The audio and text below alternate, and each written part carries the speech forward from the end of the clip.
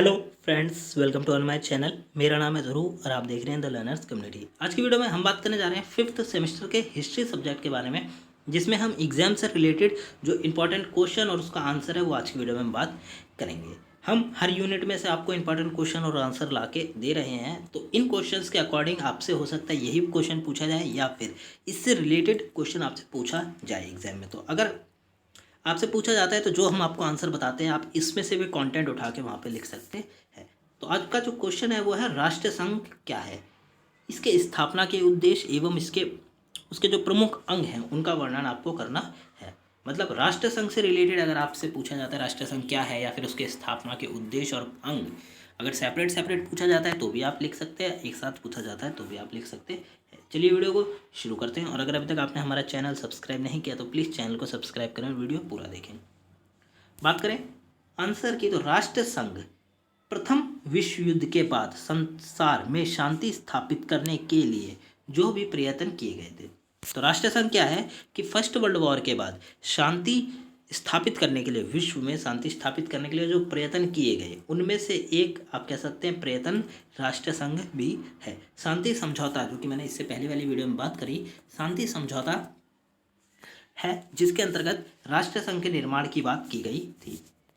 उनमें सबसे प्रमुख राष्ट्र संघ का गठन किया गया था। ठीक है, तो सबसे प्रमुख क्या था, राष्ट्र संघ का गठन किया गया। राष्ट्र संघ की स्थापना 10 जनवरी 1920, यहाँ पे ईस्वी नहीं आएगा, 10 जनवरी 1920 को प्रथम विश्व युद्ध की वैश्विक की पुनर्वृत्ति को रोकने के लिए पेरिस शांति समझौते में लिए गए निर्णय के अनुसार की गई थी। तो राष्ट्र संघ की जो स्थापना है वो 10 जनवरी 1920 को प्रथम विश्व युद्ध की वैश्विक को पुनर्वृत्ति रोकने के लिए, मतलब फर्स्ट वर्ल्ड वॉर को भविष्य में दोबारा ना हो कोई ऐसी युद्ध, इसको रोकने के लिए पेरिस शांति सम्मेलन में ये निर्णय लिया गया कि एक आप कह सकते हैं संस्था बनाई जाएगी जो कि अंतर्राष्ट्रीय स्तर पर युद्धों को रोकने और जो वाद विवाद है उनको खत्म करने का काम करेगी। वो कौन सी संस्था है, राष्ट्र संघ।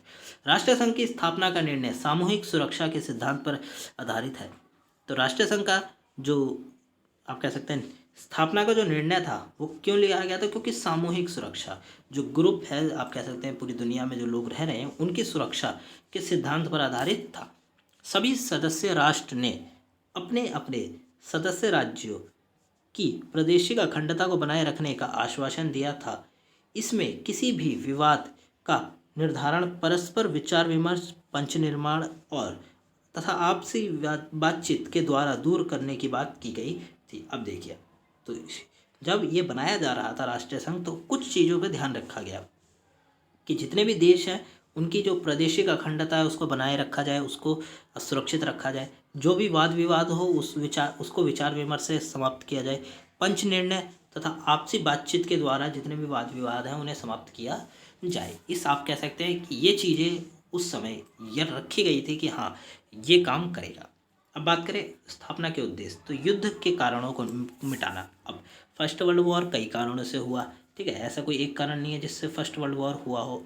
तो अंतर्राष्ट्रीय स्तर पर कोई ऐसा दूसरा युद्ध ना हो, इसके लिए युद्ध के जितने कारण हैं उनको मिटा दिया जाए, तो इसका एक उद्देश्य था। दूसरा, विश्व में शांति बनाए रखना। तो राष्ट्रीय संघ में कई सारे आप कह सकते हैं उसके पार्ट्स से हिस्से थे, वो काम करते थे अलग अलग आप कह सकते हैं क्षेत्रों में शांति बनाए रखने का। तो विश्व में शांति बनाए रखें, मानव हृदय में सद्भावनाओं का विकास करें, अंतर्राष्ट्रीय शांति एवं सुरक्षा की स्थापना। तो अंतर्राष्ट्रीय स्तर पर शांति की स्थापना और सुरक्षा की स्थापना का उद्देश्य रखा गया था जब इसको बनाया जा रहा था। अंतर्राष्ट्रीय सहयोग की भावना में वृद्धि करना। तो अंतर्राष्ट्रीय स्तर पर एक देश दूसरे देश का सहयोग करे, इस चीज़ की जो भावना है इसको और ज़्यादा बढ़ाना। हथियारों को कम करना। इस संस्था की स्थापना का उद्देश्य अंतर्राष्ट्रीय सद्भाव में वृद्धि करना, युद्ध के कारणों को मिटाना तथा विश्व में शांति स्थापित करना तथा राष्ट्रसंघ के मुख्यालय स्विट्जरलैंड में स्थित था।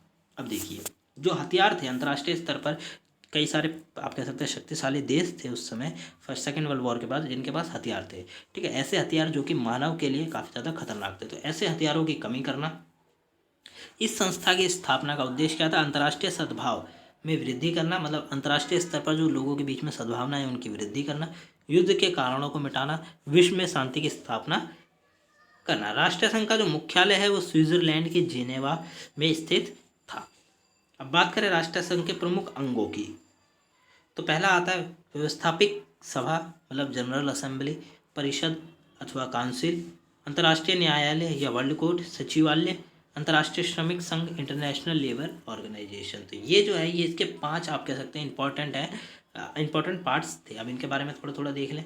तो जो जनरल असेंबली होती है, व्यवस्थापिक सभा में सभी देश शामिल होते थे। प्रत्येक देश को अधिकतम 3 सदस्य और न्यूनतम 2 सदस्य भेजने का अधिकार था, किंतु हर देश के सदस्य केवल एक ही वोट दे सकता था। इसकी बैठक वर्ष में कम से कम एक बार 3 सप्ताह के लिए जेनेवा में होती थी। तो जो जनरल असेंबली थी इसमें आप कह सकते हैं जितने भी सदस्य देश थे वो शामिल होते थे। हर सदस्य देश अपने 2 प्रतिनिधित्व या फिर 3 प्रतिनिधित्व को ला सकता था, परंतु उसको केवल एक ही वोट मिलती थी। अगर कोई निर्णय लेना है और वोटिंग हो रही है तो प्रत्येक देश एक ही वोट दे पाएगा और उस वोट के अकॉर्डिंग आखिर में जो रिजल्ट आएगा वो तय किया जाएगा। ठीक है। और इसी के कम से कम आप कह सकते हैं साल में एक बार होती थी, 3 वीक्स के लिए, मतलब 3 सप्ताह के लिए जिनेवा में होती थी। इसकी कार्यवाही की भाषा फ्रेंच तथा अंग्रेजी थी और निर्णय सर्वसम्मानित के लिए लिए जाते थे। तो इसमें आप कह सकते हैं राष्ट्र संघ में जो काम होता था वो फ्रेंच भाषा में और इंग्लिश भाषा में होता था। और वोटिंग के बाद या फिर कोई भी निर्णय लिया जाता था इस असेंबली के द्वारा तो इस निर्णय को सर्वमान्य मतलब पूरा विश्व इस निर्णय को मानता था। जो देश राष्ट्र संघ के सदस्य बनना चाहते थे उनके आवेदन पत्रों पर भी विचार किया जाता है। कहाँ पे? व्यवस्थापिका सभा में 2/3 बहुमत से नए देशों को सदस्यता प्रदान की जाती थी। ठीक है। तो 2/3 बहुमत से जो नए सदस्य देश हैं उसको क्या मतलब सदस्यता मतलब मेंबरशिप दी जाती थी। अगर कोई नया देश जुड़ना चाहता है तो उसको जुड़ने के लिए सभी देश वोटिंग करेंगे और अगर उस देश को 2/3 बहुमत मिल जाती है तो उसको सदस्यता मतलब मेंबरशिप मिल जाएगी, अदरवाइज नहीं। यह अंतर्राष्ट्रीय न्यायालय के न्यायाधीशों की नियुक्ति भी करवाता था। ठीक है। तो इसमें क्या था? अंतर्राष्ट्रीय न्यायालय के लिए जो न्यायाधीश हैं, जज हैं, उनकी नियुक्ति करवाता था। न्यायालय के अंतर्राष्ट्रीय सदस्यों का निर्वाचन भी व्यवस्थापिका सभा द्वारा ही होता था। इस सभा के महासचिव का चुनाव बहुमत से होता था। तो इस सभा का जो महासचिव है, जो मेन पर्सन है, उसका चुनाव का किस प्रकार होता है? चुनाव होता है बहुमत के द्वारा, वोटिंग के द्वारा। इसका कार्य राष्ट्र संघ के बजट के पास करने, इस आप कह सकते हैं इसका जो काम था वो राष्ट्र संघ का बजट को पास करना तथा उनके कार्यों की जांच करना था। यह काउंसिल के स्थायी अस्थायी सदस्यों की नियुक्ति भी करती थी। राष्ट्र संघ के बजट में प्रत्येक राष्ट्र के भाग को निर्धारण सभा ही करती थी। तो क्या था कि अगर बजट पेश करना हुआ या फिर कोई और किसी काम की जांच करनी हुई तो वो जनरल असेंबली में भी होता था। ठीक है। यह काउंसिल के अस्थायी सदस्य की नियुक्ति करते थे। मतलब जो काउंसिल है, सिक्योरिटी काउंसिल, उसके जो अस्थायी सदस्य हैं, नॉन परमानेंट सदस्य हैं, उनकी नियुक्ति करी जाती थी। किसके द्वारा? जनरल असेंबली के द्वारा। परिषद मतलब काउंसिल की बात करें, परिषद में 2 प्रकार के सदस्य होते थे, स्थायी और अस्थायी। ईरान, फ्रांस, इटली और जापान इसके स्थायी सदस्य थे। संघ के सदस्य 4 प्रतिनिधियों को चुनते थे जो अस्थायी थे। अब देखिए, तो ईरान, फ्रांस, इटली, जापान ये तो मेन थे। संघ के सदस्य, संघ में जितने सदस्य हैं वो 4 प्रतिनिधियों का चुनाव करते थे जो अस्थायी रूप से काम करते थे। बाद में इसकी संख्या को बढ़ाकर 6 से 9, 9 से 10 और 10 से 11 कर दी गई। ठीक है। तो जो अस्थायी सदस्यों की संख्या थी वो 6 से 9, 9 से 10 और 10 से 11 कर दी गई। परिषद कार्यालय का काम करती थी। परिषद क्या थी? कार्यकारिणी का काम करती थी, मतलब कि कार्य करने का काम, जो भी रिलेटेड मटेरियल है या फिर जिस आप कह सकते कई टॉपिक से रिलेटेड काम इस सेक्टर में भी होते थे। प्रारंभ में इसके अधिवेशन वर्ष में कई बार होते थे। तो शुरुआत में जब ये बना था तो यहाँ पे जो मीटिंग होती थी वो साल में कई बार होती थी। 1922 के उपरांत यह निर्णय लिया गया कि परिषद की बैठक जनवरी, मई और सितंबर माह में हुआ करेगी और आवश्यकता होने पर विशेष बैठक भी बुलाई जा सकती है। परिषद कार्य कुछ इस प्रकार है। तो 1922 के बाद क्या रखा गया? टाइमिंग रखी गई कि भाई हम अगर मीटिंग करेंगे तो वो जनवरी में होगी, मई में होगी और सितंबर में होगी। साथ में अगर कोई इंपॉर्टेंट काम है तो मीटिंग बुलाई जा सकती है। महासचिव द्वारा की गई विभागीय नियुक्ति को अस्थायी करना, ये इसके आप कह सकते हैं कार्य थे। निशस्त्रीकरण के लिए परियोजना बनाना, मतलब जो शस्त्र हैं उनको समाप्त करना और उनका निशस्त्रीकरण करने के लिए योजना बनाना। युद्ध के खतरों को टालना। आक्रामक कार्रवाई के समय संबंधित देशों को कार्य कर्तव्य का पालन करने का सुझाव देना। तो आक्रामक कार्रवाई, अगर कोई कार्यवाही हो रही है किसी जगह पे, तो समय संबंधित देश, उस समय जो देश है वहाँ के, उनको क्या कर्तव्य का पालन करने का सुझाव देना। मैंडेट पद्धति के अंतर्गत बड़े राज्यों के संरक्षण में रखे गए देशों के बारे में वार्षिक रिपोर्ट मंगवाना और उन पर विचार करना।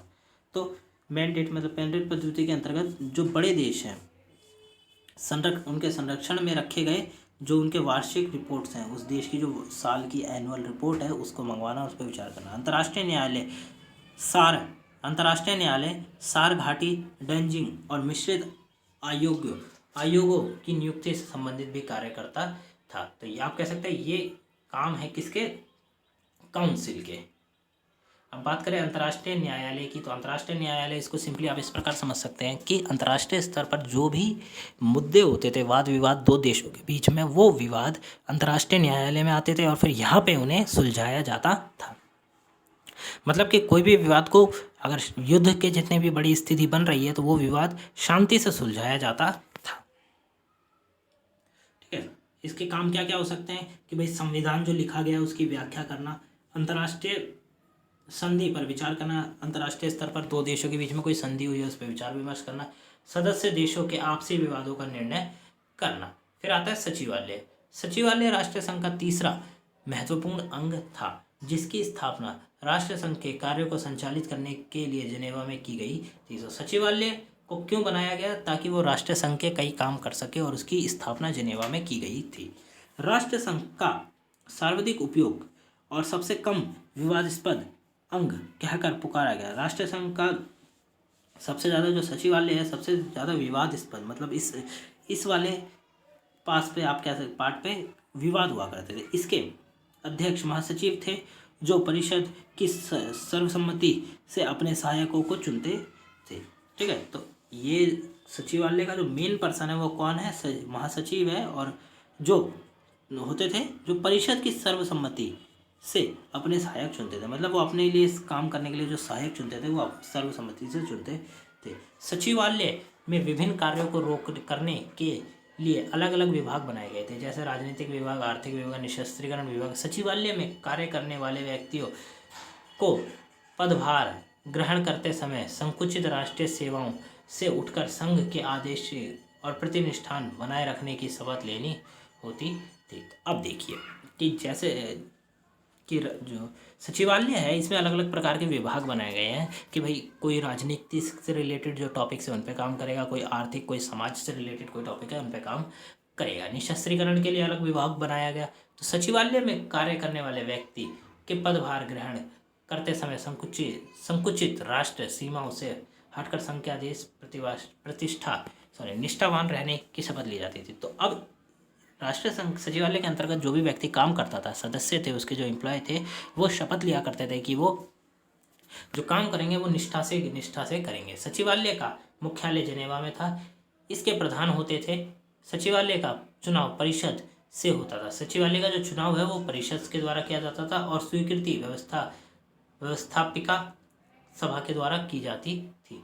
अंतर्राष्ट्रीय श्रम संघ, इंटरनेशनल लेबर ऑर्गेनाइजेशन, श्रमिकों की स्थिति को सुधारने के लिए अंतर्राष्ट्रीय श्रमिक संघ की स्थापना की गई थी। तो अंतर्राष्ट्रीय स्तर पर जो मजदूर हैं उनकी स्थिति को ठीक किया जाए, इसके लिए क्या अंतर्राष्ट्रीय श्रमिक संगठन या फिर आप कह सकते हैं संघ बनाया गया। वार्सा संधि की धारा 13 के अनुसार श्रमिकों के तहत के हित को ध्यान में रखते हुए अंतर्राष्ट्रीय श्रम संघ की स्थापना की गई थी। तो वार्सा संधि के जो धारा 13 है उसके अनुसार क्या बताया गया कि जो श्रमिकों का हित है, जो मजदूर है उनका जो हित है, उसको ध्यान में रखते हुए अंतर्राष्ट्रीय स्तर पर श्रम संघ की स्थापना की गई। 1919 में पेरिस शांति सम्मेलन में श्रमिकों की दशा की जांच करने के लिए आयोग की नियुक्ति की गई। अब समझिए कि 1919 में पेरिस शांति सम्मेलन में जो श्रमिकों की दशा है, मतलब उनकी क्या स्टेटस है, उनकी क्या प्रॉब्लम्स है, इसकी जांच करने के लिए एक आयोग बनाया गया